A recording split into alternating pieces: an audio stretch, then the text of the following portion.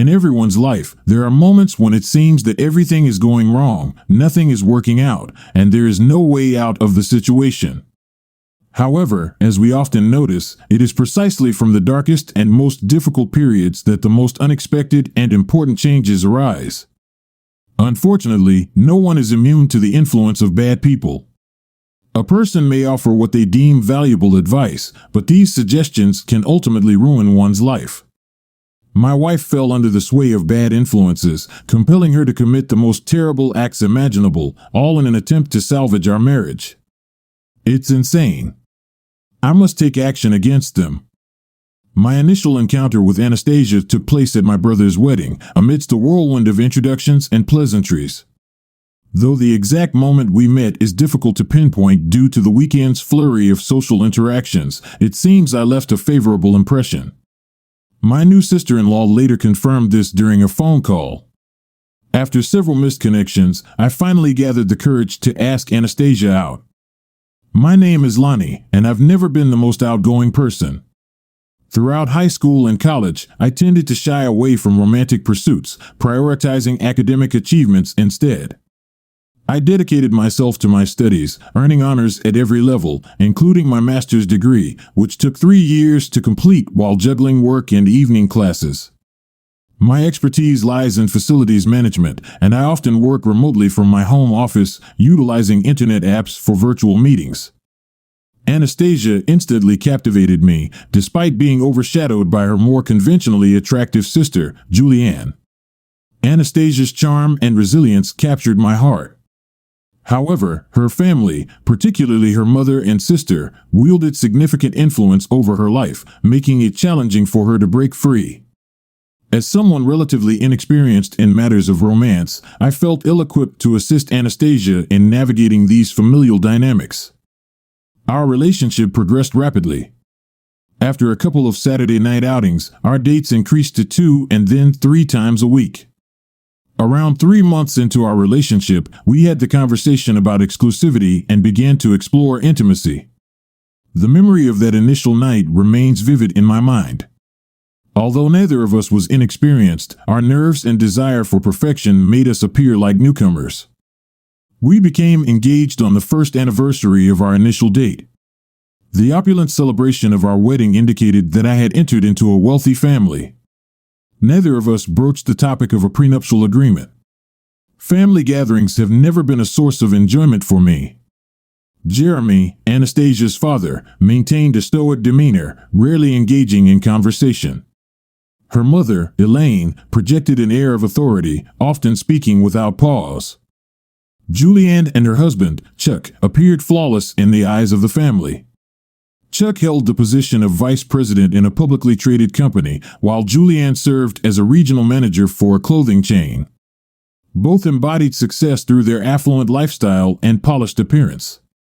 Anastasia, however, preferred not to cause waves, despite managing a steakhouse, a role that underutilized her college education in literature. She harbored aspirations of writing poetry. Upon returning home from family events, Anastasia made efforts to console me in the face of disrespect encountered.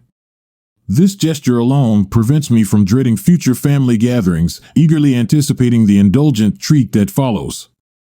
Enduring insults becomes bearable in anticipation of these moments of recompense. When I unexpectedly came home on Thursday evening, Anastasia greeted me in a beautiful red outfit. "What's the occasion?" I asked. "Nothing special," she replied, "just thinking about you." I smiled in response and let her lead me to the bedroom, where she removed her outfit. She asked me to be with her. "Lonnie, I need you," she whispered. It was something special for her, and I felt it was a moment worth sharing. After a passionate beginning, we both felt satisfied and continued to enjoy each other's company. Later, she went to the kitchen and returned with some treats.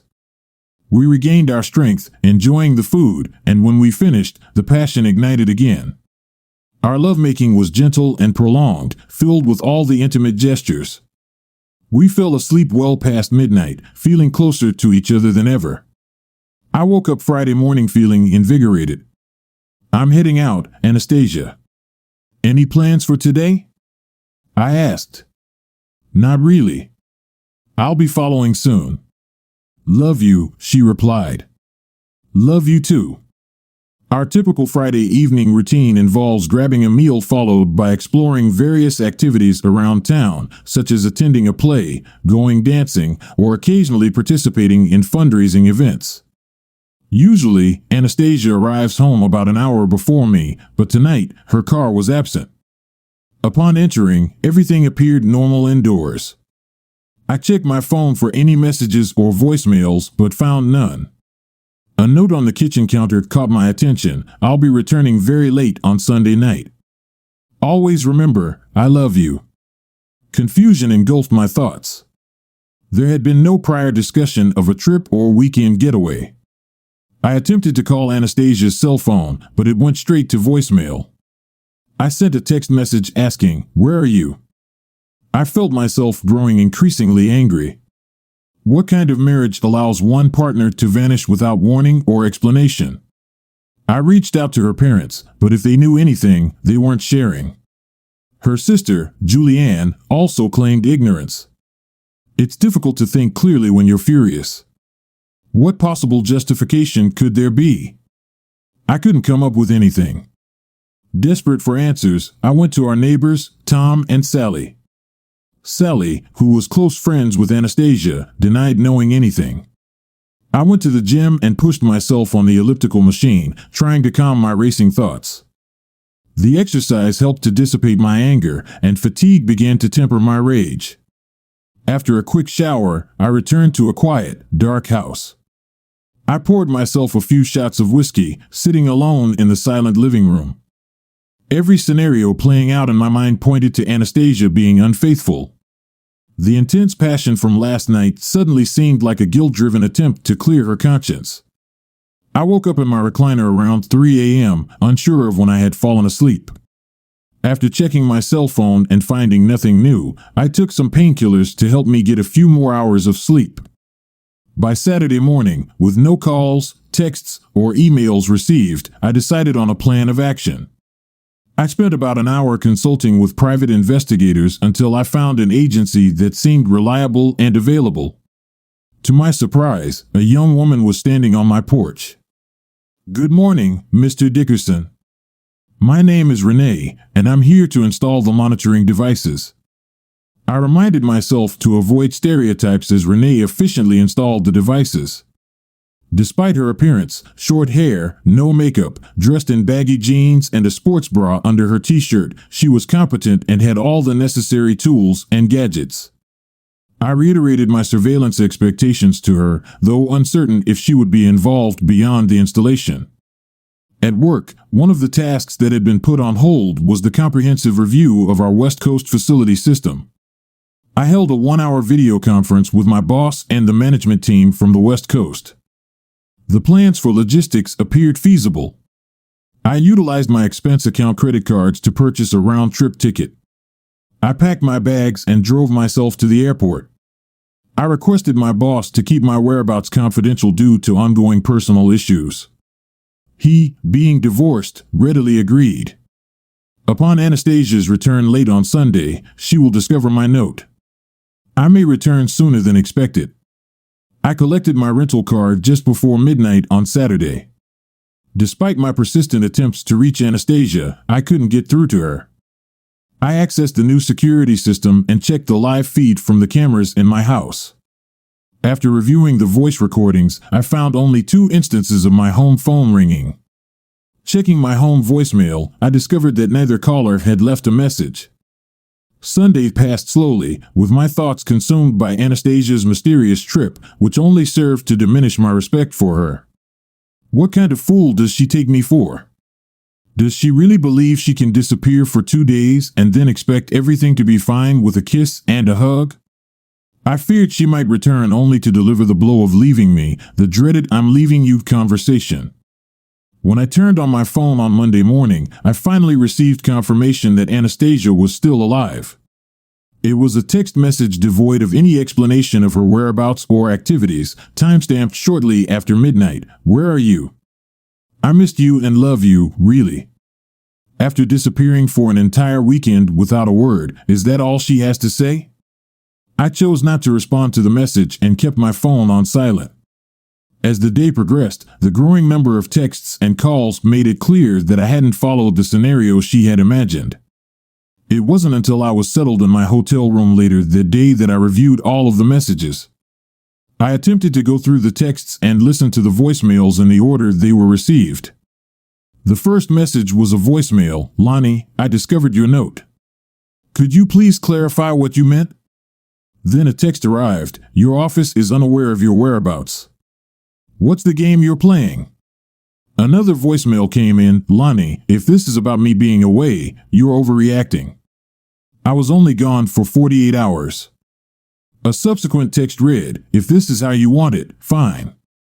I'll wait for your little temper tantrum to subside." A few hours later, "Will you be home for dinner?" After dinner, there was one more text. "I miss you and I love you. At least let me know you're okay." Reflecting on all the messages, I realized there wasn't an ounce of remorse on her part. I certainly wasn't being treated as a loved spouse. I logged in and checked the security footage. There was nothing noteworthy. She arrived shortly after midnight and searched the house for me upon noticing my absence in the garage where my car usually parked. She sent a text asking my whereabouts after discovering my note. Upon returning from the garage, she proceeded to search my office and closets, similar to my own futile search for Anastasia previously. She found no clues about what I had taken with me. She left for work at her usual time and returned home around her typical arrival time. The voice recordings contained only a few interesting calls. She called Sally and learned about my unexpected visit. I believed Sally was equally uninformed. When Anastasia asked, "Did Lonnie mention where he was going?" Anastasia received a cryptic call on her cell phone. "Hey, not yet. Are you sure about this? I understand I need to be patient." There were some indecipherable murmurs in the conversation. Overall, there was no compelling reason for me to reach out to Anastasia. Despite struggling to sleep, I must have slept well as I woke up to my alarm on Tuesday morning. I received a voicemail saying, "Lonnie, I miss you. I love you. When is your bizarre behavior ending?" This was followed by a text apologizing for venting frustration and expressing concern for my well-being. Deciding to prolong her uncertainty, I replied, "I'm okay, but given the tone of our recent exchanges, I'm not planning to return home. I'm switching off my phone for a busy day." Throughout the day, I felt my phone vibrating but ignored it. Later in my hotel room after dinner, I decided to engage in my own drama. The first text I received after the initial voicemail was perplexing. "Lonnie, I'm sorry, but I can't discuss it. Can't we move forward?" Did she lose her mind, leaving abruptly and then refusing to talk about it? Finally, a voicemail arrived with a trace of emotion. "I'm sorry you're hurt, but you shouldn't be. Please come home. I miss you. I love you." There were a couple more text messages and a few additional voice memos. I made the decision to proceed with drafting separation papers. She left on Friday, and today being Tuesday, there has been no effort on her part to explain her behavior. Something has triggered a change in her, and I no longer wish to have a wife who behaves in this manner. I reached out to my boss via email to inquire about the divorce attorney he had used. Upon receiving the contact information, I sent an introductory email. I accessed the security system and reviewed the activity log. The only notable deviation from Monday was a brief moment when Anastasia wiped away some tears. There were no suspicious phone calls to address. I sent an email to the private investigators requesting an update. Wednesday morning, upon waking up, I found a solitary text message sent at 2 a.m. waiting for me. "Please return home. I feel incredibly lonely without you. I love you." During lunch, I consulted with the divorce attorney, who assured me he had all necessary documents to initiate the separation process. I specifically requested that the papers be served at home to spare Anastasia any potential embarrassment at her workplace, at least for now. Following another highly productive day at the office, I retired to my hotel room. The private investigators' report painted Anastasia as an exemplary wife, focused on work, handling groceries, and diligently tending to the home without any noteworthy visitors or extended lunch breaks.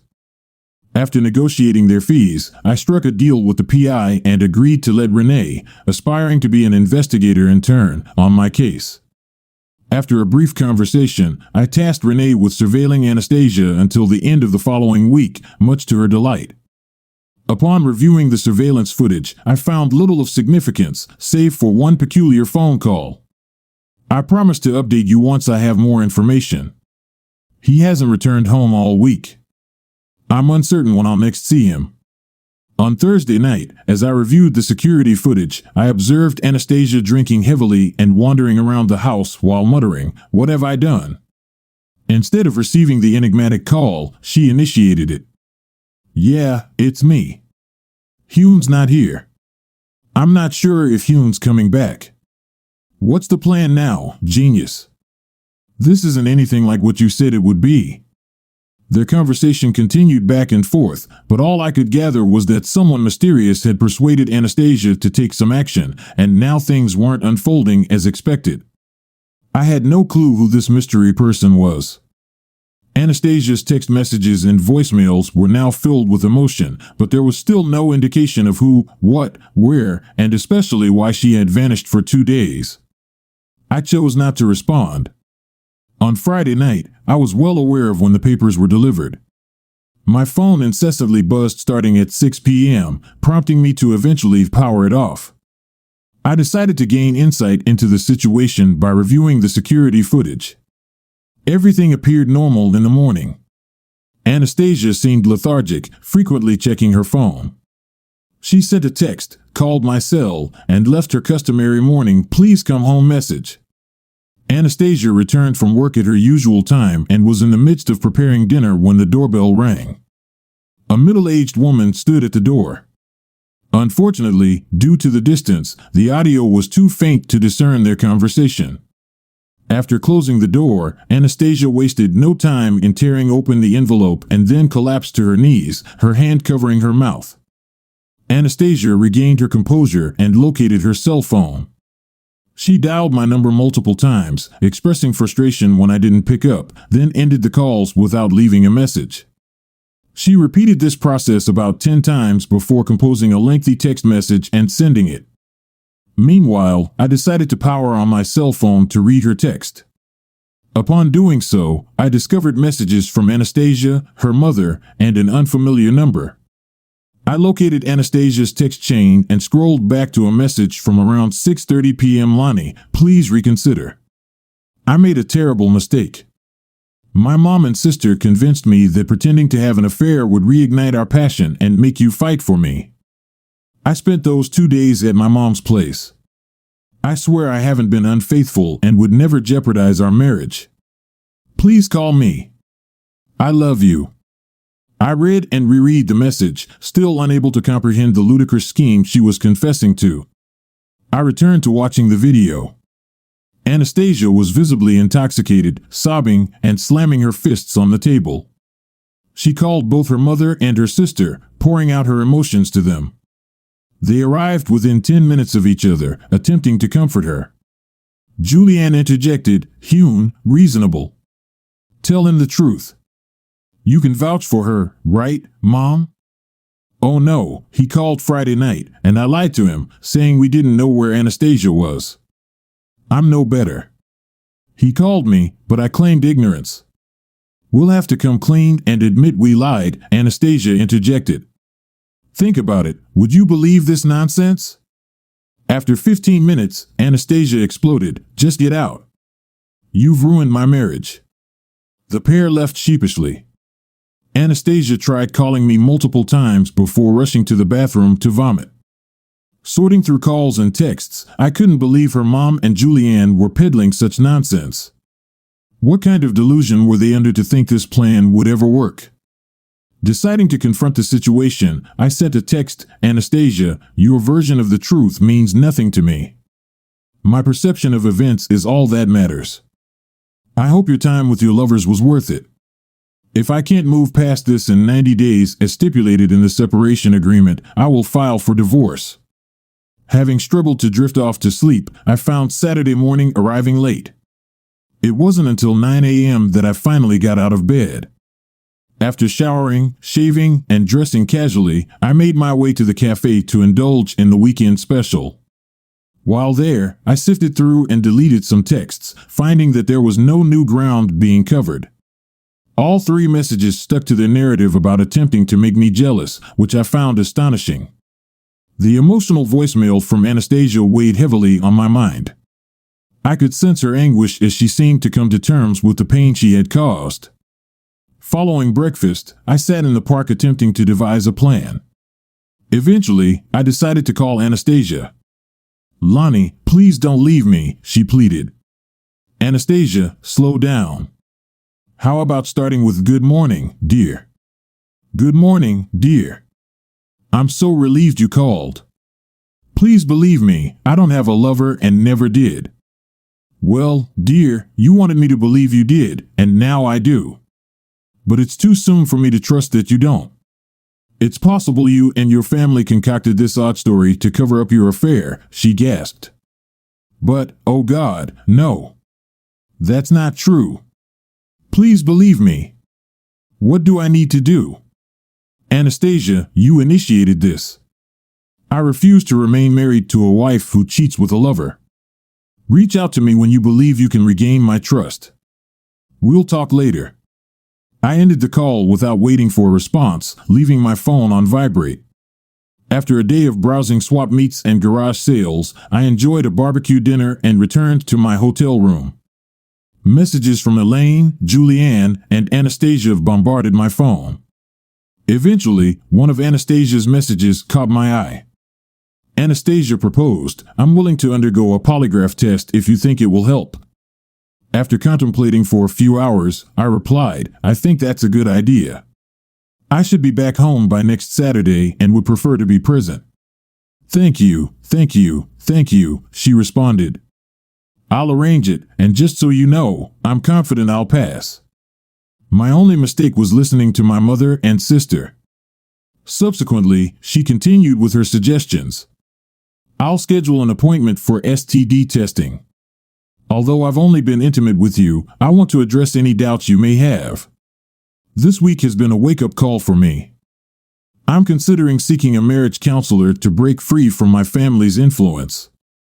Have the lawyer prepare a postnuptial agreement." I found myself in agreement with her suggestions, and by the time I went to bed, I was beginning to believe her. Upon waking up, I resolved to take an active role, even though she hadn't requested it. I decided to volunteer for all the tests as well. I didn't want her to suspect that I was seeking revenge sex. The idea of the polygraph seemed promising, so much so that I contemplated adding a clause to our postnuptial agreement. If either of us had doubts, we could invoke the polygraph provision and both undergo retesting. Anastasia's Sunday morning texts were positive, so I gave her a call. "Good morning, Lonnie. How did you sleep?" "Much better. I appreciate your ideas. Set up appointments for both of us. I want to emphasize that you can trust me. I've prepared a set of questions for your polygraph examiner, and you can create your own for mine. Additionally, I've compiled a joint list for both examiners. If we both pass with flying colors, we can move past this. I've instructed our lawyer to draft a postnuptial agreement. Also, include me in the marriage counseling, as there are some issues I need to address. What do you think?" Anastasia was tearful. "I'm so sorry for what I've done to you. Thank you for giving me a chance. You won't regret it. I love you." The following week passed quickly. Whenever I found a moment, I'd reach out to Anastasia. We had appointments scheduled for Saturday. The polygraph test and its results were obtained in less than an hour. We both responded to every question without any mistakes. There was a moment of shared amusement over one of the standard questions. "Do you always think about your spouse when you make love?" Both of us truthfully answered no.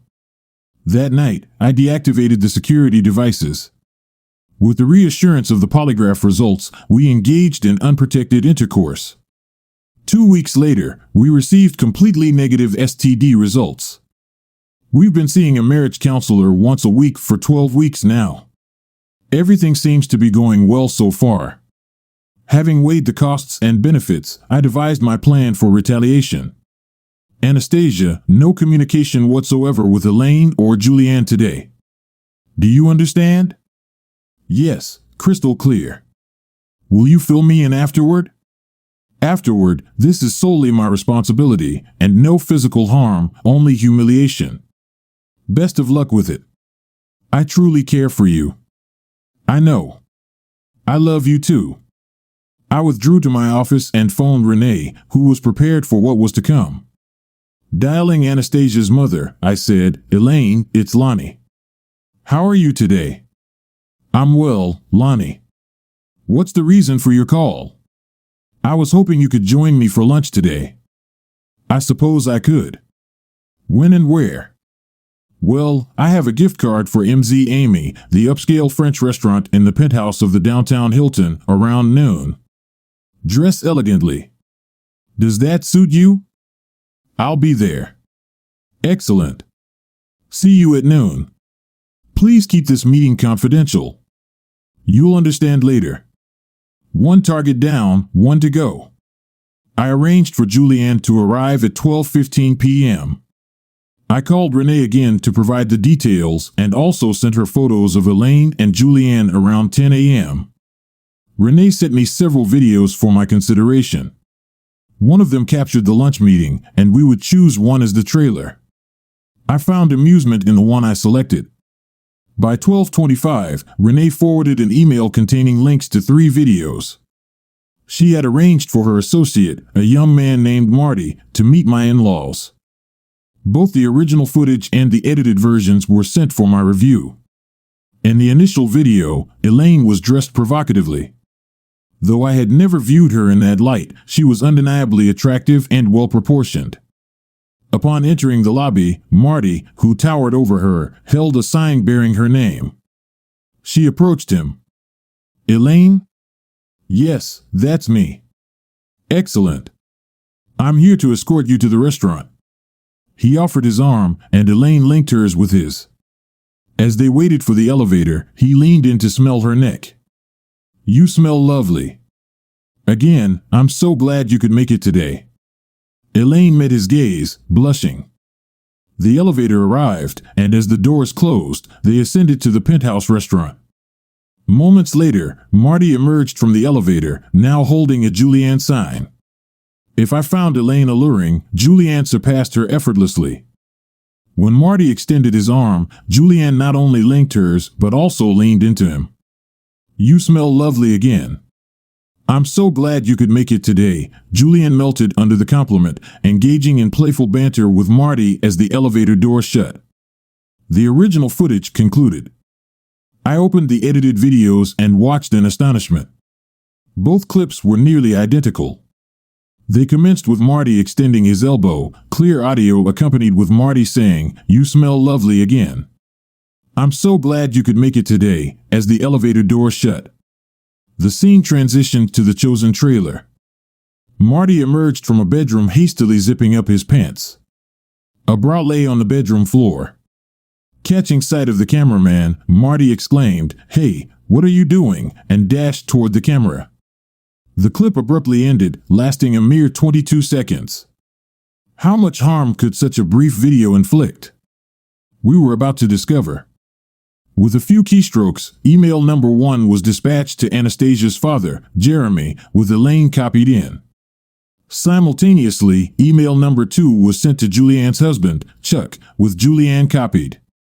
Both emails bore the same message. Have you ever considered getting tested for sexually transmitted diseases? They are still at the Hilton. I anticipated Renee's call anxiously. True to form, she didn't disappoint. Not even a minute later, Lonnie. It couldn't have gone any better. I'll send you the video. They were sitting together. Marty stopped by and informed them that you were delayed. They were laughing and giggling when their phones buzzed. They watched the video you sent. Elaine went absolutely crazy. Julianne tried to stand up and fainted. If I were you, I'd lay low for a while. Elaine didn't mince words. You're in deep trouble. I owe you big time. After receiving the restaurant video from Renee, I opened my office door slightly and called for Anastasia. Honey, your mother and sister are having some issues in their marriage. When Anastasia joined me, I remarked, I suppose we'll see if their husbands pamper them and if their intimacy reaches new heights. Take a look at the emails and videos I just sent. As Anastasia watched, she gasped and muttered, Oh my God, did they really go into his room? Only they know for sure. I arranged the setup and had my private investigator produce the video. As far as I know, the young man only escorted them to the restaurant. Are you ready to see their reaction when they watch the emailed video? Yes, show me, show me. She laughed so hard tears formed in her eyes. Thank you. It seems like Mom wants to take you down. Now come down here and claim your reward. It was as intense as any reconciliation intimacy we'd ever shared. Interrupted by incessant phone calls, reality intruded as we faced the consequences of our actions. We cuddled until I was ready for more. The doorbell interrupted us, revealing Elaine and Jeremy, whose tense demeanor hinted at trouble. What's your dad's number? Wait, let me grab my phone. Moments later, the ringtone filled the air as we watched Jeremy retrieve his phone. Hey, we're at your place. When are you getting here? It's Lonnie's dad. Before we meet, ask Elaine about what they talked Anastasia into. I'll fill you in later. I ended the call, and we observed as Jeremy turned to address Elaine. Elaine's posture slouched, and then Jeremy launched into an intense verbal attack. He confronted her face to face, his eyes blazing with fury. After his outburst, he stormed off and got into his truck, locking the doors before driving away. While Elaine struggled to open the passenger door, she stood there in tears as Jeremy sped off. Afterward, we got dressed and sat in the kitchen exchanging texts and voicemails from all parties involved. It became apparent that not only had they misjudged my response, but they also knew very little about their own husband's reactions. How long do we let Jeremy and Chuck endure this wait? I'm thinking of texting Chuck to ask Julianne what she did to you, and I followed through with that plan, sent. But shouldn't we let them know their wives didn't cheat? They didn't.